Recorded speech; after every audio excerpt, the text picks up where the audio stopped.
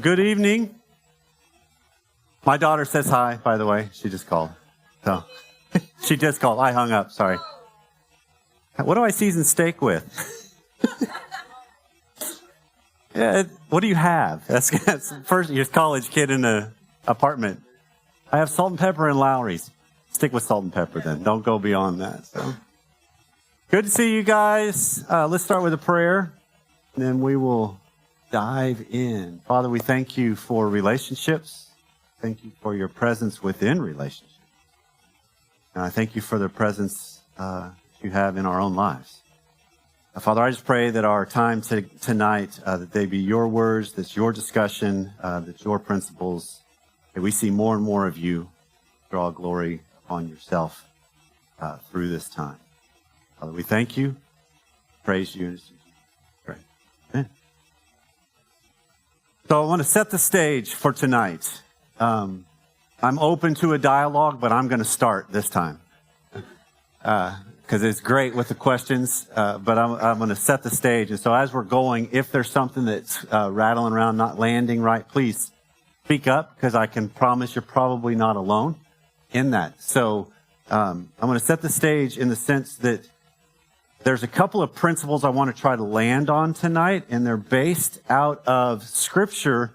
At least I think they tie to Scripture. And the first one is in Genesis 1:26, when it's just beginning, when God said, "And let us make mankind in our image and in our likeness, so that they may rule over the fish of the sea and the birds of the sky, over the livestock and all the animals, and over all the creatures that move along the ground." So God created mankind in his own image. In the image of God, he created them, male and female. He created them. And then he goes on and blesses them and gives them their marching orders, in the sense of be fruitful and multiply and rule and subdue the world. But there's an element in this Scripture where in our likeness is the way it was written. And I think that's referring to the three-in-one God we have, the Father, Son, the Holy Spirit, that's constantly in relationship. And so he creates man and woman in relationship, primarily with himself, but also with each other. Because as the story goes on, this is how we started the very first class of this series. As the Scripture goes on and the story goes on, man and woman sin, break the connection that they have with God. And then now all of a sudden, there's this absence in our being of just kind of, on the best days, it's just a little discontentment, maybe, with us. But on our worst days, it's flat out desperation of neediness. I need somebody to help me feel better about me. And if I had that with God, and now it's broken, what I will end up doing is I'll go to you to try to help me feel better. And if you won't, then I'll go to you to help me feel better. And I kind of do this out of all these different relationships. And most of this is unbeknownst to my consciousness. It's just a process of relationship, because I believe we are always in relationship. And so the way I want to frame this is through two fundamental frameworks of, we have this element of separateness. All right, well, this is where we are our own person. I get to be the master of my own fate. I make up my own mind. I define who I am. It's individual, right? It's not individualism. That's to an extreme. But there is a separateness component, okay? Then the other side of this equation is togetherness. And this is where I'm in a connection with people, and there's a relationship that happens. And if it's a committed one and it's a marriage, this is where I have the element of affection and love and sex. And then if it's not a marriage, I have the element of affection and love and connection and laughter and friendship and all the fellowship that comes. And so we bounce back and forth between these two poles, if you will, every day of our lives. That make sense? Maybe you don't see it this way yet, but hopefully by the end of the night you will. Because I think this is a good framework to look at the dynamic of what motivates us and why. Because a lot of times what happens is, when I get too much separateness, what happens? What do you suppose I would do?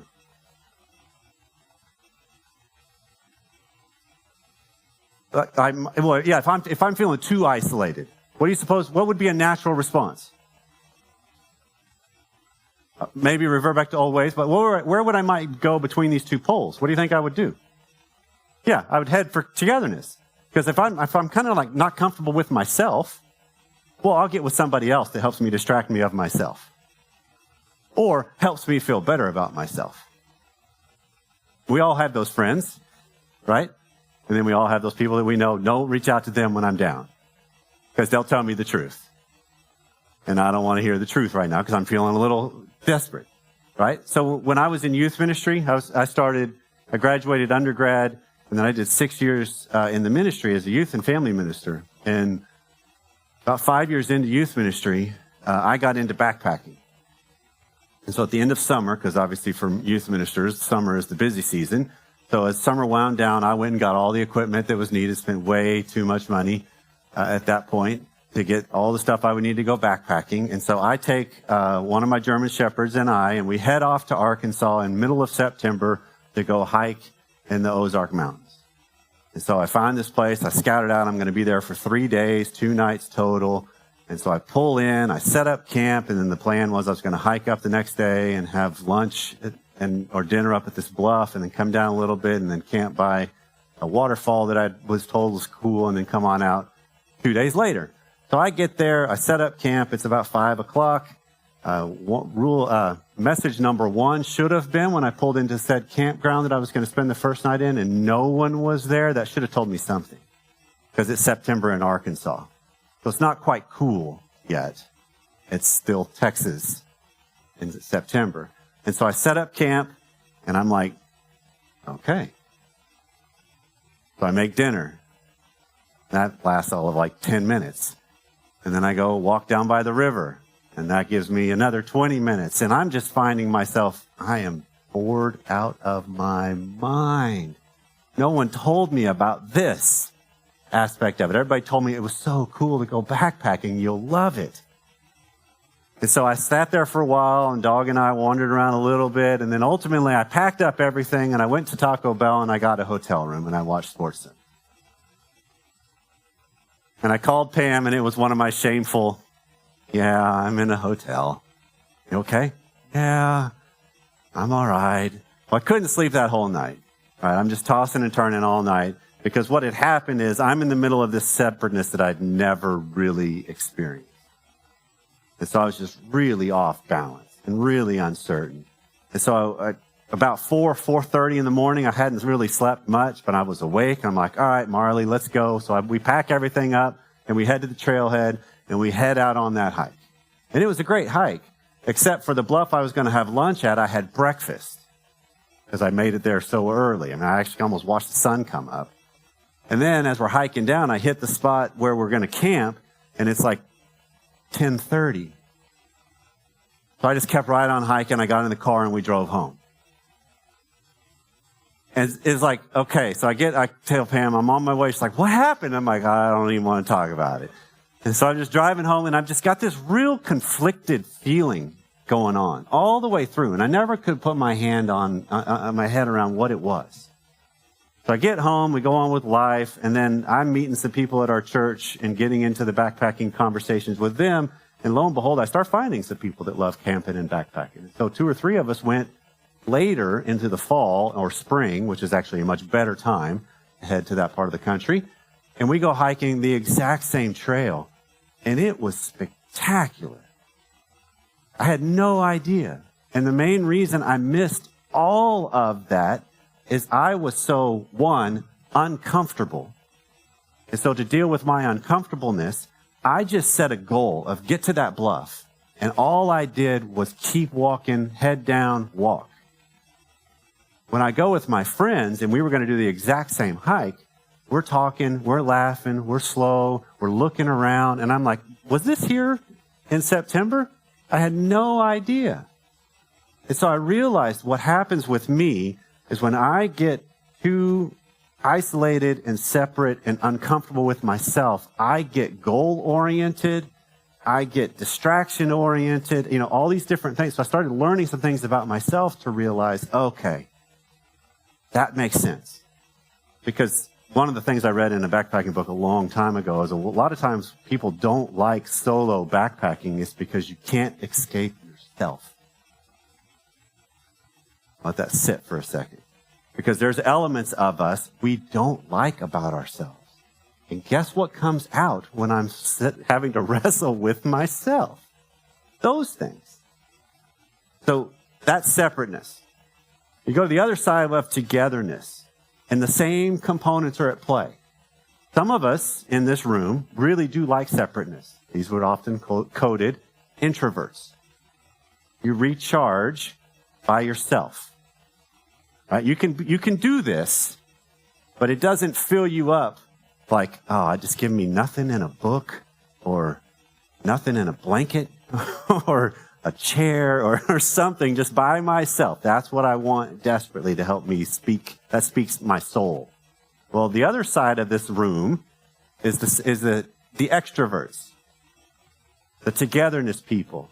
I get energized and charged with the idea of being around people. But when I get around people, I still will reach a threshold that will start to make me uncomfortable. Every single one of us has it. Some of us are just much less in tune with ourselves in this process. Same thing that happens over here happens here. Okay? When we get uncomfortable or we're around people too much, or I've had enough of somebody, I will do things sophisticatedly to sabotage, to get away, to push them away, to get space, something. Or I get an opportunity to be a little more upfront and say, I need to be alone. And I move away a little bit.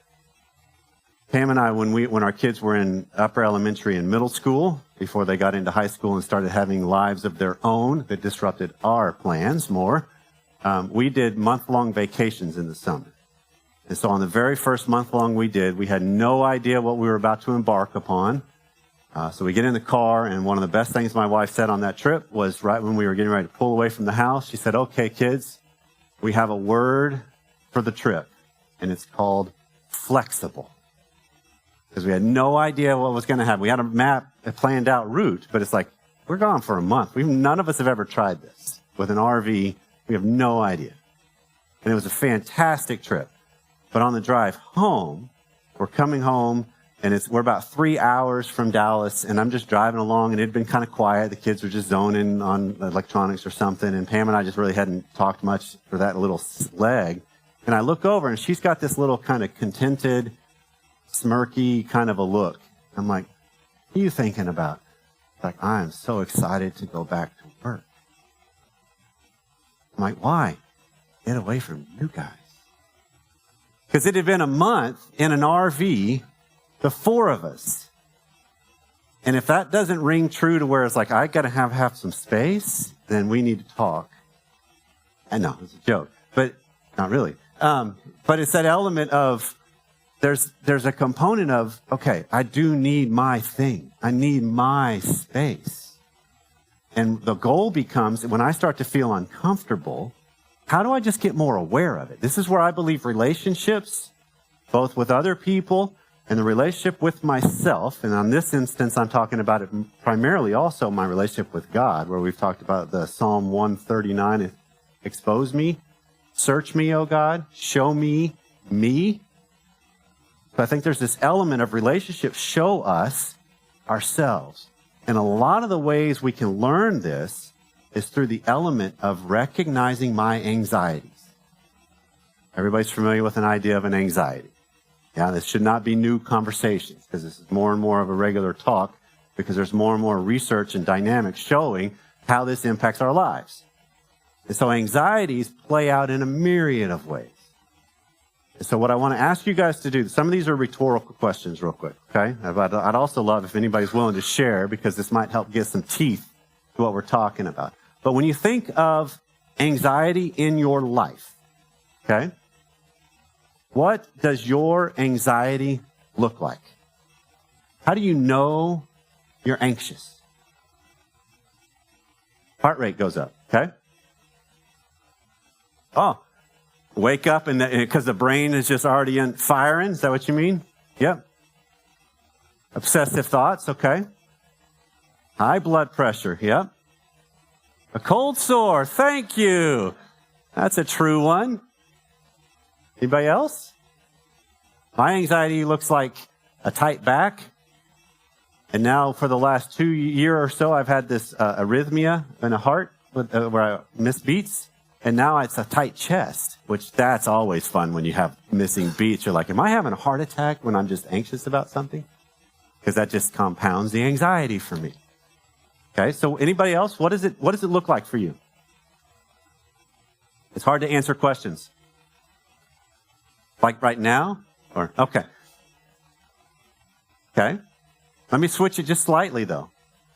So what is your, because some of you have already listened to this, or already listed it this way. What does it feel like? That's the high blood pressure. You can feel it in your heart. Anybody else on how it feels? How do you know, physiologically speaking, you're anxious? Okay. Stomach ache and nauseous? Crick in your neck? Irritable? Okay. Grinding your teeth. Yes. That's one I got too. Like if I wake up and my jaw hurts, like, oh, okay, what's going on? Search me. Help me understand. Somebody said something. Just shut down. Okay. Fidgeting. Okay, great. You guys you're cueing in on this. And this is what's so interesting about the idea of anxiety. When you are excited about something, what does that feel like? Is it any different? Not really. Huh? It's pretty close to the same, right? It's like when you're nervous about something, some of the right away signs are you can get kind of clammy hands, increased heart rate, little butterflies in your stomach. And when you're excited about something, clammy hands, increased heart rate, butterflies in your stomach. So isn't that fascinating that our bodies react to excitement and to anxiety or fear the same? So then it just comes down to meanings we attach to it.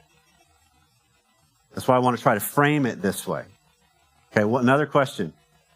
What does your anxiety smell like? We're going through all the senses here. A classroom. Okay? That's good. Not necessarily what triggers it, but also when you're feeling it. Like, what does it smell like? Mine smells like nasal congestion. It is, seriously. I'll get congested when I'm anxious because it's the tightening of everything going of your blood vessels. So I can have this. I hear several of you deep breathing. I'm jealous because I must be anxious right now because I can't. Anybody else? Have you ever thought of it this way? No. I mean, it's not something we typically think of, but if you can start looking for cues.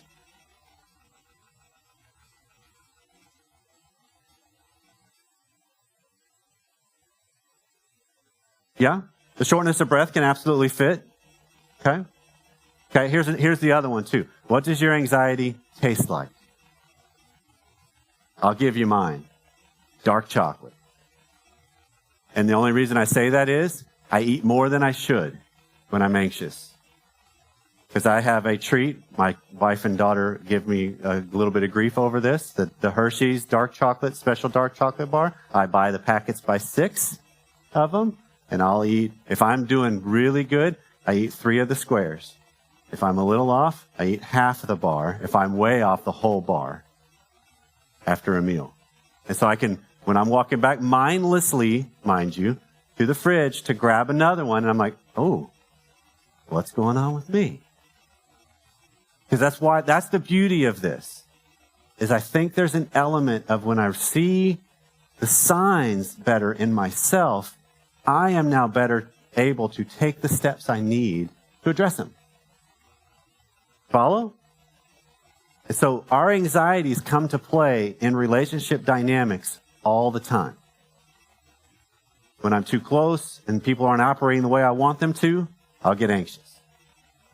When I'm too alone and no one reaches out to ask how I'm doing, I'll get anxious. It's constant, back and forth. And the scriptures are pretty clear about the whole concept of anxiety. And what do they say? Primarily, what do they say in the scriptures about anxiety or fear or worry? Yeah, don't get worried. Like it was that easy. Don't worry. God's got it. I know, ultimately, logically speaking, I know that. But then again, I fight that. I'm assuming I'm not alone in this. But yeah, there's several of don't be anxious about anything. This is Philippians 4:6. But in everything in prayer and supplication and thanksgiving, let your requests be known to God. And there's 1 Peter 5:7, casting all your anxieties on him because he cares for you. And this is one of my favorites, Matthew 6:34. Therefore, do not be anxious about tomorrow, for tomorrow will be anxious for itself. Sufficient for the day is its own trouble. Meaning, I got enough to worry about right now. Why don't I get better at just dealing with right now? Which then brings me to how we complicate this as us, we little humans that we are. We complicate and compound this dramatically. And this is a phrase from my mother-in-law that I absolutely love. This was gold to me. So my father-in-law died 17 years ago tomorrow.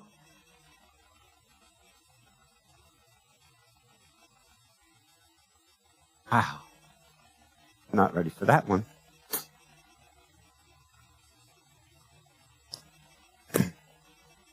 He was diagnosed with GBM, brain cancer.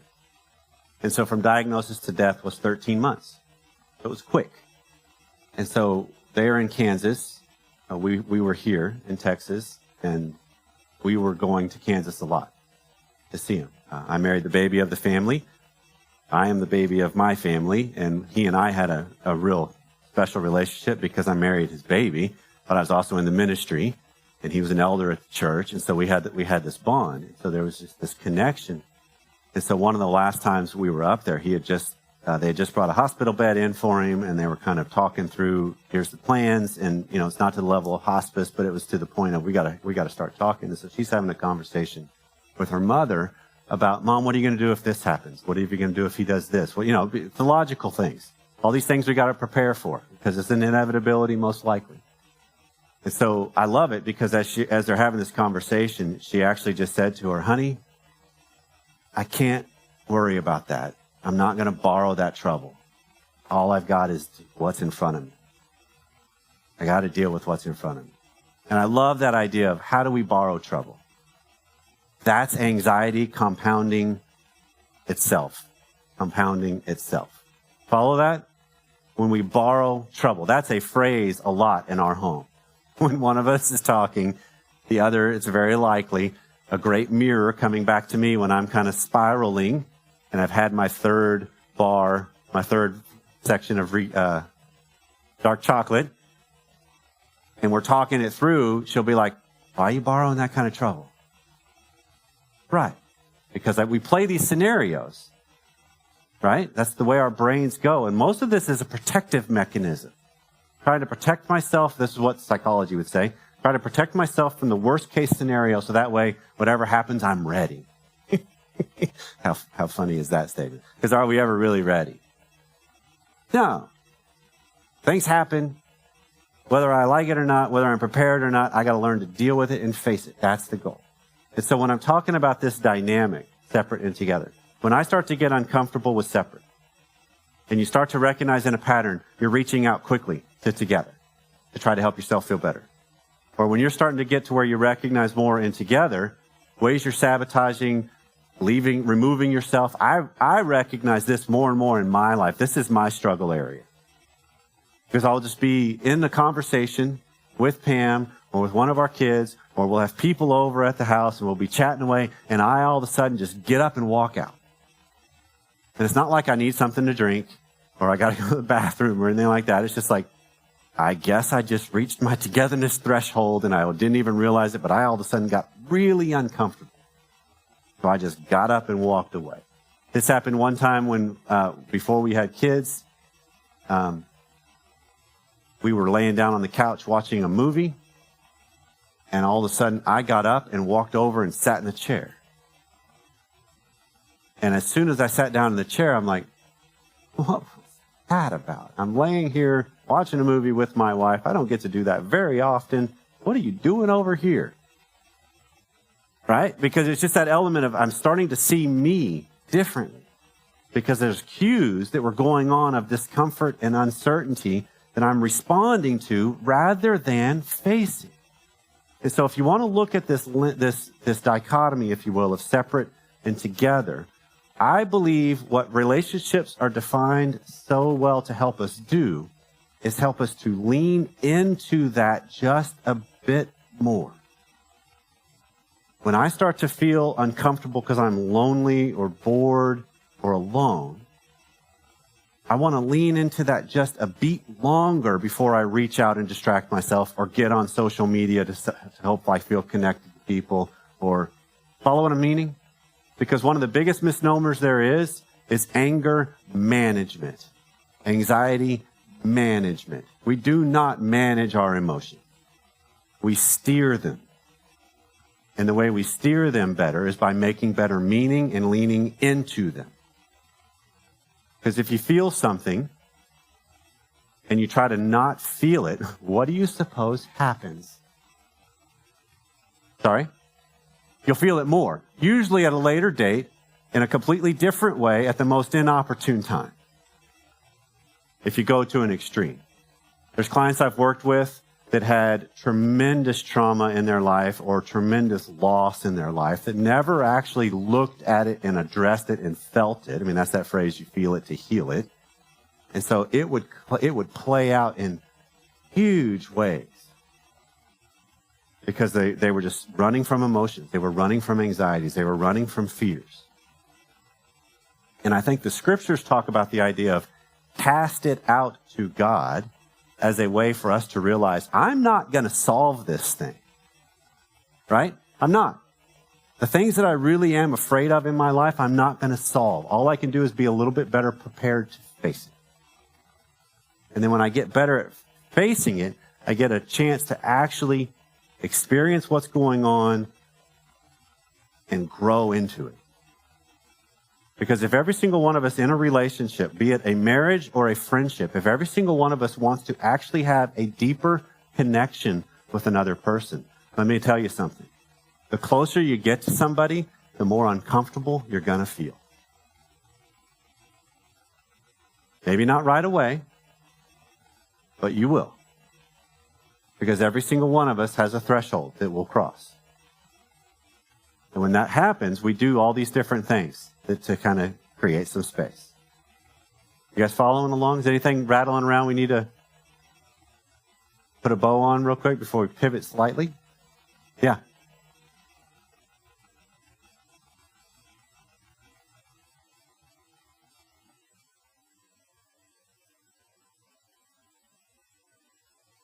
Yes. Okay. Perfect. And that's where we're going to be heading. So that's perfect. Okay. So the idea is, first off, I believe we have to have a better frame of viewing it. Because if I feel anxious about something, congratulations, you're human. Welcome to the human race. That's a good thing. You should. You know, like I've had times where clients are talking about what's going on in their life and like, I'm terrified. I'm like, you should be, the way you're describing that. That's huge. But you can handle it. And this is where the ability to make meaning of things makes all the difference. Because a lot of times I used to think, like that idea when I'm backpacking and I'm alone. I wasn't afraid for my life. I had an 80-pound German Shepherd that was one of the most protective dogs there ever was in my life. So I wasn't afraid for my life. I was afraid of being isolated. And I didn't realize I had that fear. Because it's easy to not ever have to face that fear when you're always around people or you're always distracting yourself. And so it's kind of recognizing what I'm feeling. There's nothing wrong with it. That's one. And then the other is I have to learn to soothe those feelings. And the soothing oftentimes just means what's the meaning I'm attaching to it. Because again, remember we talked about the biology of how anxiety and excitement are the same on how they play out, but it's just about the meaning. So I need to examine that meaning. And when I can get deeper into understanding a meaning of what it is, then I can take steps, because that's different than me just reacting. That make sense? Because if I'm uncomfortable about something and what I do is just react to it, that creates more collateral damage rather than when I'm uncomfortable about something and I say, you know what, honey, I'm a little uncomfortable leaning into this. Now we're at a point, I think she would see that as a cue for, okay, what's he going to do with himself here? Because the old me would have been trying to get her to help me feel better about me. Rather than, I'm not good with me, but don't save me yet. Let me handle me. So I think a lot of it is just the courage to get a better view of what's going on inside me. Label it better, name it better, and then what do I need to do? And then on a biological level, when I'm anxious, one of the best things you can do, breathe. Breathe deep. And I actually just learned this trick. Because you just made the comment of shortness of breath. When you get anxious, anybody also have this where your throat kind of tightens? Okay, and so it's really hard to then breathe deep. But if you jut your bottom jaw out, it opens your throat. I actually did this with our daughter when she was home. For the summer, she had something that was going on a relationship level, and she was in a bad spot, and she was just that hyperventilating. Honey, stick your bottom jaw out and take some breaths. She did, and she's like, that's amazing. Because she'd been trying to breathe, and it just wasn't making it. But it's just that's opening your throat, and it allows you to actually breathe. So there's a bunch of little things, because that just gives you a beat to disrupt a cycle. That's what helps to hear, okay? Now I'm going to help you guys hear, too. What do you do when there's anxiety going on in a relationship context? I mean, I know Pam and I are the only ones that have this happen, where we feed off each other's anxieties and feed off each other's overreactions, right? So I'll just talk to Pam and I about here's what we should do this, babe, because they've got it figured out. I'm reading their faces. Okay, so when you have this going on in a relationship dynamic, first off, you ask yourself, what's going on with me here? What am I reacting to? And maybe you're in the worst possible position to try to ask yourself that question. Perfect. If you realize that, and you start to, here's the cues that I get with Pam and I, is I have been down this path before with her. This is very, very familiar. Because every single one of us has these lanes, these topics, man, we don't handle them well, right? So it's that element of, okay, we've been down this before. So if I can recognize this and do something different with me, I have a better chance of helping us. This does not look like what Mr. Dr. Allen used to try to do. Oh, I got this. I can fix this. I know. Here, let me teach her. That does not land well. I'm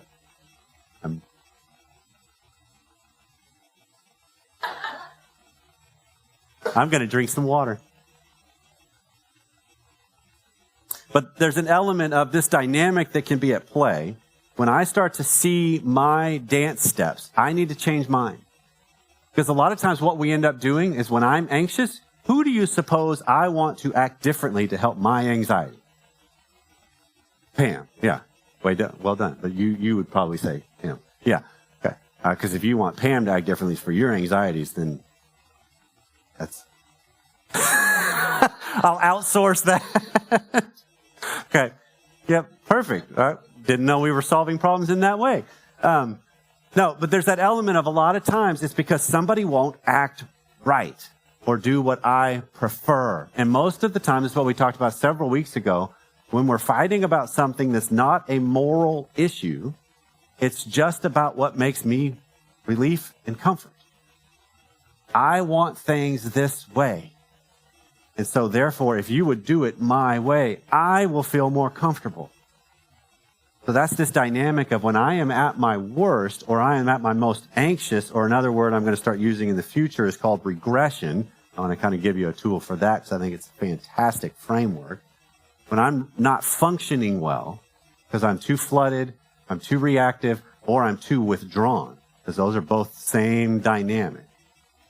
I want somebody else, typically. I put someone else as the cause for my feelings or the cause of my frustration. So I need to recognize, no.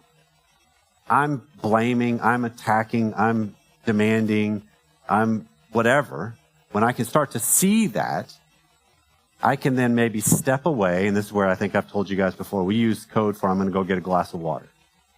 That's code for I'm shutting up. I hope we both do, but I'm shutting up and actually going to go get a glass of water. And I'm going to drink it. And while I'm drinking, I'm going to ask myself some questions of, what's going on with me? What am I reacting to? What's so frustrating? What's so infuriating here? What's wrong with me? What's my part in this? And if I can ask myself those questions, I have a better chance of coming back at it differently. Fair? Because if I take a break, drink some water, and come back and go, oh, okay, I got a better picture of where it is you're off. That's not going anywhere. But if I take a break, take a glass of water, come back, okay, I see what I'm hanging on to here. I see what the problem is with me. I don't like the fact that this part of me, I'm just more comfortable with that. That's a different argument. Okay, I see several heads nodding because that's a completely different approach to the problem. I tell clients all the time, let the problem stay the problem. Don't you become part of it. Because now all of a sudden we can align towards something. And I believe on a spiritual level, there are forces at play that don't want good, thriving Christian marriages. And so I believe there are times when she and I can be off. Neither of us had done anything. But there's an attack going on, and we're getting at each other. And there have been a couple of times that stand out in my mind where one of us would go, hold on a second, there's something else at play here. And as soon as one of us spoke that, we can now align towards something. Whereas oftentimes what we get frustrated about is you're not on board, so we make it a personal thing. Rather than, no, you just don't agree with this. That's not about you and me. It's about how we want to attack this. So there's an element of what gets exposed in relationships. I need to see what's my part in it. And so kind of the general rule I use is if I can't soothe my emotions, I need to control my behaviors. Okay? If I can't control my behaviors, I need to shut my mouth. And then I need to learn how to use timeouts effectively. So it's just basically a 3-part strategy. When I'm off balance, when I'm anxious, when I'm hurt, when I'm frustrated, when I'm worked up about whatever it is, or I'm disappointed, I need to learn how to soothe those emotions. And that's what I talked about here. What's the meaning about it? Because it's a completely different thing if Pam comes at me with, I can't believe you fill in the blank. Because some of it could be absolutely accurate. Because whatever it is that went down was true and it caused some hurt. But it's also a different thing if she comes at me and says, okay, I'm really wrestling with the hurt associated with this. That's a different approach entirely. But we're still going after things. And so the goal becomes, how do I get better at soothing my own emotions, licking my own emotional wounds, right? Tending to my emotional wounds. And if I can't, I've got to start looking at my behaviors. Because some of it is pretty clear when you're out of control, when you're worked up, when you're regressed, when you're anxious, when you're flooded. I mean, you could see, if you look back in your mind's eye, you see yourself, maybe. You see what you're capable of. You see where you can get to, right? Every single one of us has flashes of this. In any important relationship, every single one of us. This could have been with my parents. This could be with a significant other. This could be with a sibling. It could be with a coworker that matters. And we get exposed on who we are in these elements. And so when I can start to see, oh, okay, all right, that's all right. And so now all of a sudden I can maybe approach things different when these things came up. Because life is going to have issues that trigger us. Life is going to have things that disappoint us. Life is going to have plans and goals that will not be fulfilled. What do I need to do about that? Well, when I'm off, I can be destructive. I've learned this about myself. There are 2 things I have to be most proactive about. One is when I feel too isolated. And then the other, oddly enough, is when I've had something really, really good happen. Because it's this element of I am off balance because it's a feeling of elation, fun, and I am more of an even keel person. And so if I have high feelings or low feelings, if they're too much, it wigs me out. And so I've learned when I have something that's really successful, I better be on my guard because I can lose my mind pretty easily. Old patterns, somebody mentioned that. Old patterns can rear their head, what I've learned about myself. Or I can make dumb choices or be reactive about things. And it's because something good happened. Just odd to me. But it's emotions, it's anxieties. It's the way we are as people. So there's this element of when you look at how you interact and how you deal with your anxieties, this is how then I believe is the driveway into how I learn to love them. Because if I'm anxious about something and I'm with people and somebody's going through something really, really difficult, do you suppose that's going to soothe my anxieties or amplify my anxiety? Granted, context matters, I realize. But most of the time, if you think about it in families and in close systems, one of the most contagious things there is anxiety. If you don't believe that, how many of you have ever been home, you've had a really pretty good day, spouse or significant other came home, they had not had a good day. How long did it take you to start being infected by their mood? Less than 3 seconds. Wow. Okay, it's very contagious. But everybody familiar with this? And all of a sudden you're like, I was not in a bad mood before you came home. But we can't say that to them. Yet, I think we can get to the point where we can. It has to be tactful, and hopefully you recognize you're dealing with somebody that can handle being exposed to. But there's this element of when this happens, what's actually happening is it's just an infection. But I take it personal. And this also happens not only with significant others. This happens with kids. When a kid's struggling, when a kid's really hurting, it's easy to be infected. And there's a weird part of our brain that when somebody's really hurting, is there anybody else in here, if I don't feel that hurt, I feel like I'm cold, distant, or is it just me? Okay, thank you. Because there is an element of like, I don't take that on as easy, but there's some people that absolutely can feel what other people feel. The goal then, I still believe, on both ends of the spectrum becomes, for me, how do I don't have to feel what they feel, but I need to be in and get engaged and be alongside. Because there's this weird oneness mindset that if you don't feel what I feel, you don't care. Rather than, no, I don't have to grieve to the depth you grieve because I don't know the person, but I can be alongside you. And I'm actually in a better position to help you. And then if we get too infected, I need to recognize, okay, hold on. I'm now just getting drawn down into their feeling, and I'm not actually being a person that can love because I'm just flooded with what they're feeling too. So anxiety is the same thing. And so it's learning, this is not a shocker, I'm sure, at all, but it's learning negative anxieties or negative things in life are a lot more contagious than the positive ones. Right? I mean, we had a time when the kids and I were home, we're cooking dinner. It is Dance Party USA that night. It was a blast. We're dancing around, playing, cooking. She comes in and had not had a good day at all.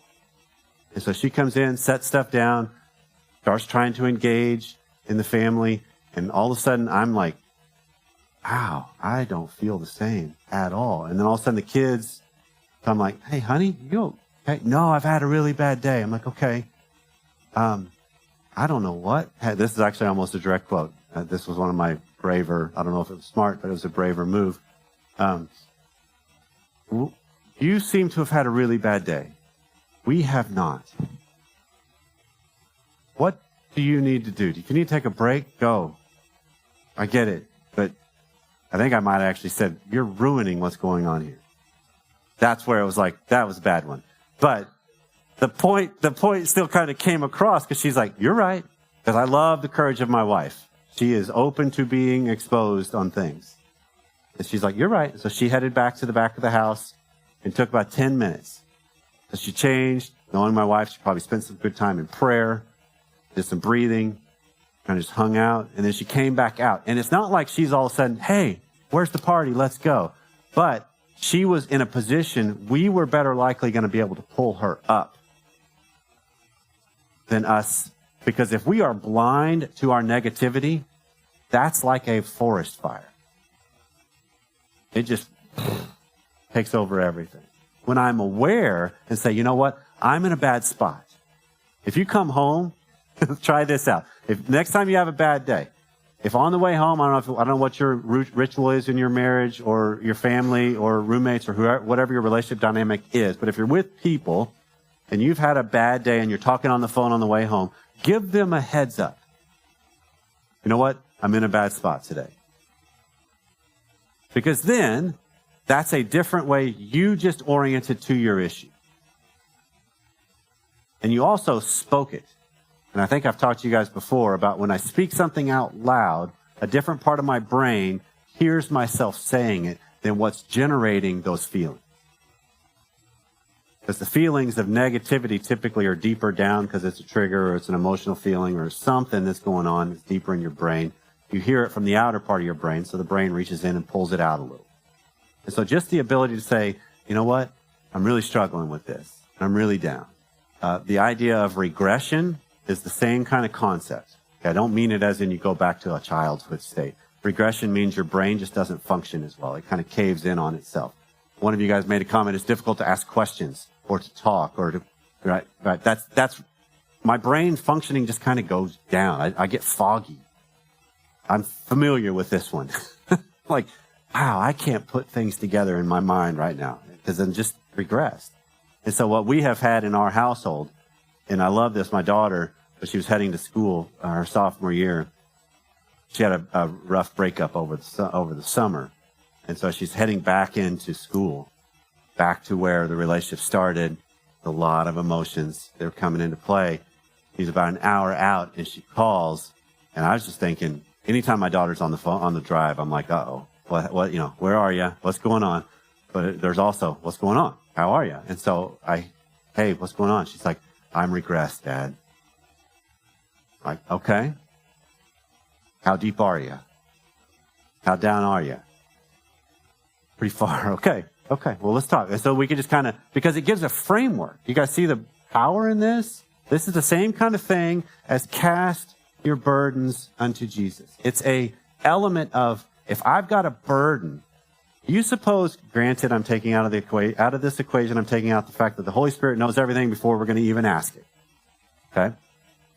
But do you suppose God would smile a little bit more if you were able to articulate, you know what? I've got this issue going on and I keep getting caught up in this and it keeps tripping me up and I'm kind of drilling deep into this is what really is going on with me rather than God, just help me feel better.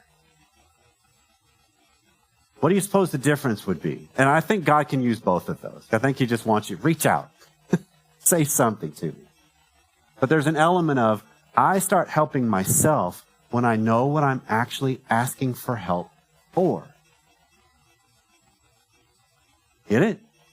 And that's a huge difference. You become a different force to be reckoned with in your relationships when you know what you're asking for or what you want. When it's a little clearer or more concise, that's completely different than, I'm just tired of this happening. I'm just tired of feeling this way. And that's not a bad thing to say at the start of this thing. But the point becomes, if you start looking at life through this lens of our anxieties are telling us something. When I feel uncertain about something, when I'm scared about something, when I'm disappointed about something, when I'm insecure about something, when I'm excited about something, when something's gone really well, okay? What is it really? What's that telling me? And then what is a logical step to do accordingly? Because some of the things I can actually address. Granted, to actually address some might mean I really have to muster up some courage to have some difficult conversations. But it also can mean I am now growing myself. I'm understanding myself. Because how many times in life, I'll kind of start landing it with this. How many times in life have you had something happen to you or to somebody you care about, and you feel completely helpless? Yeah? This is not a foreign conversation we're having here. Okay. Were you really feeling helpless, or were you feeling alone? Were you feeling unsure? Were you feeling something different? Because if you talk about it in the context of a situation, let's use death as an example. We can feel helpless after the death of an important person because they meant a huge role in my life. But I can look at it as, wait, what's really going on here? Logically speaking, I've known this could happen. We all know, right? But on an emotional level, how do I start to look at this as, okay, what is it that is really a longing here, or a mist here, or a pain point here, or a frustration, or joy? Because all of the things that we face in life, when I can get better at naming it, I get a better path to deal with what I'm facing. Are you guys familiar with the feelings wheel? Anybody familiar with this concept? Okay, if you're not familiar with this, Google feelings wheel on when you get home. It's really pretty cool, but it's like the idea of the general feelings that we feel: happiness, sadness, joy, pain, grief. I mean, there's anger. There's a couple of things that are just kind of the easier ones. And then if you go further out, you get more nuanced labels of them. And so the goal becomes, if you use this as I'm feeling angry right now. Okay, is it really anger? Or is it fear, disappointment, frustration, insecurity?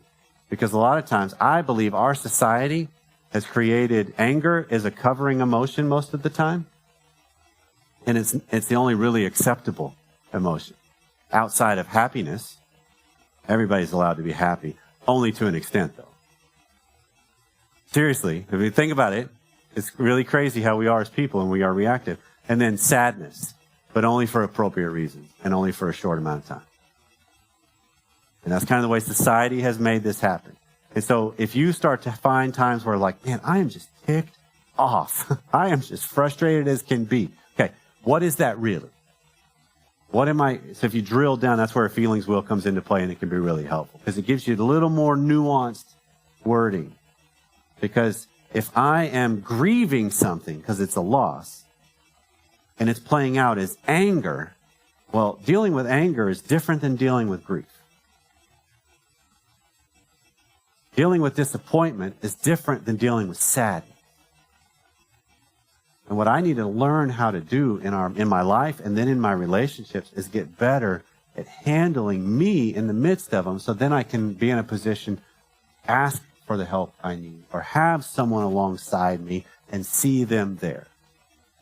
Because on the flip side of it, how often are we the ones, I'm going to touch on, if you were here at Rise, this is a little bit of a repeat, but how often are we as people, when I'm around somebody that makes me uncomfortable, I can have these monsters show up in my life of, I'm uncomfortable that you're sad, and so now all of a sudden I start sabotaging things, or, oh, you think you're sad. I lost my dad. I know exactly how you're feeling. No, I don't. Right? But so I make it about me. And why do you suppose I make it about me? Anxiety. And so it's learning these things to be able to set myself aside and actually then love. Because love wants better for someone else than myself. But that also presupposes there is a self I'm giving you. The golden rule, right? Love the Lord your God with all your heart, soul, strength, and mind, and love your neighbor as yourself, which presupposes there is a self in existence that I can then give to love, give to other people with no strings attached. Or if there are strings attached, at least it's open. That's a completely different relationship dynamic. Okay, anything rattling around before we finish this? Yes, ma'am.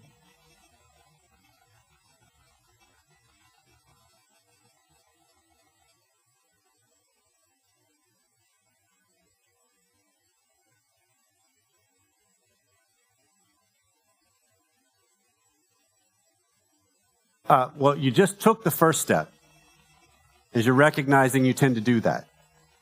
So now it gets creative to start seeing, okay, what are the specifics that most often you might do that? Because there could be something that's like, okay, that's exposing this insecurity or this uncertainty that it's a value thing. And so therefore, whoa, you know. And so but you just took the very first step. That's the hardest one actually, is I think I do this.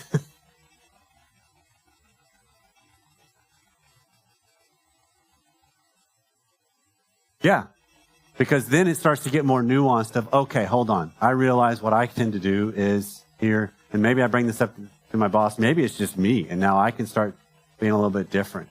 I recognized I can have a tendency trying to think of it. I would have times of the me monster. That would be my biggest one. That I could, oh yeah, I got that. You know, and I can I'm trying to join with them. And it's realizing, hold on a second. What makes me feel smaller in relation to whatever they're talking about? Or what makes me feel like I need to do that to be around rather than, no. Just be around. Be engaged. Because I'm a firm believer on a human-to-human level. When we go through struggles, best medicine there is somebody there. They don't have to feel what I feel, but they're there by their choice. Right? They're available. They're engaged. They're alongside. That's what makes the difference. That's what makes a relationship. Our best friends are our best friends because of going through a loss of their child together. And that solidified because of a 2-week journey, that solidified a relationship that was like steroids on a relationship. Look back at it, it's like, wow, I don't want to go through that again to get to that level. But that's the whole concept. Okay? Anything else? Let's close out with a prayer. Father, we thank you for just how wonderfully we're made and how you just do all kinds of different design and interactions and dynamics within us that just help us show more of us. And Father, I pray that it hopefully shows more of you. Father, thank you for your presence and your spirit. Claim it now over the relationships that are here. Ask for your blessings on all.